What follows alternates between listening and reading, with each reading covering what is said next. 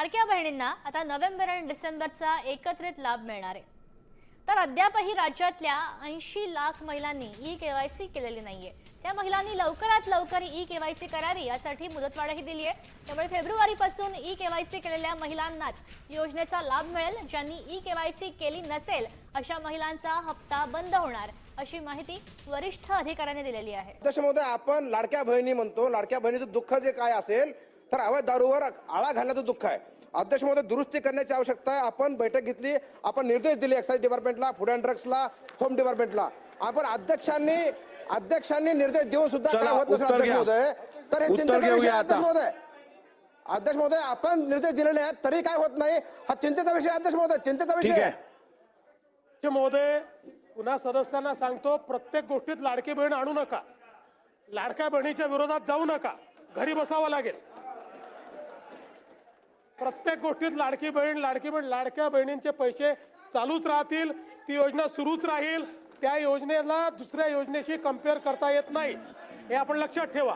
दुसरं, माननीय अध्यक्ष महोदय, आपण जर काही निर्देश दिले असतील आणि त्याची अंमलबजावणी झाली नसेल तर तात्काळ ती करण्यात येईल। नाना भाऊंनी पहिले जे सिलेबसच्या बाहेर बोललेलं आहे त्याचे उत्तर देऊन देतो, कारण रेकॉर्डवर चुकीचं जाऊ नये। निराधारचे कोणतेही पैसे रोखलेले नाहीत, उलट आता व्यवस्था अशी केली आहे, पूर्वी निराधारचे पैसे कलेक्टरकडे, तिथनं खाली, आता थेट खात्यात देतो।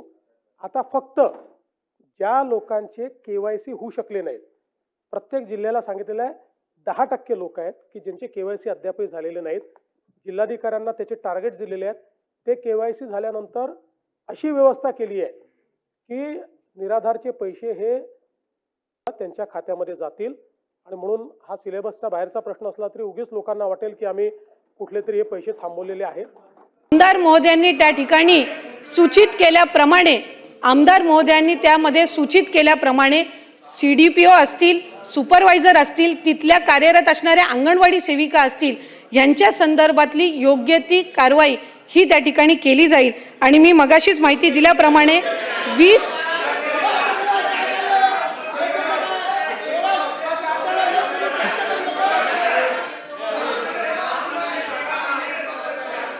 सन्मान्य अध्यक्ष महोदय, मला पुन्हा एकदा सभागृहातल्या सदस्यांच्या निदर्शनास आणून द्यायचं। लाडक्या बहिणींसाठी अतिशय आनंदाची बातमी समोर आली आहे। आता लाडक्या बहिणींच्या खात्यावरती फायनली त्यांचा जो नोव्हेंबर आणि डिसेंबर महिन्याचा जो हप्ता आहे तो आता जमा केला जाणार आहे आणि एकत्रितरित्या 3000 रुपयाची रक्कम लाडक्या बहिणींच्या खात्यावरती जमा करण्यात येणार आहे।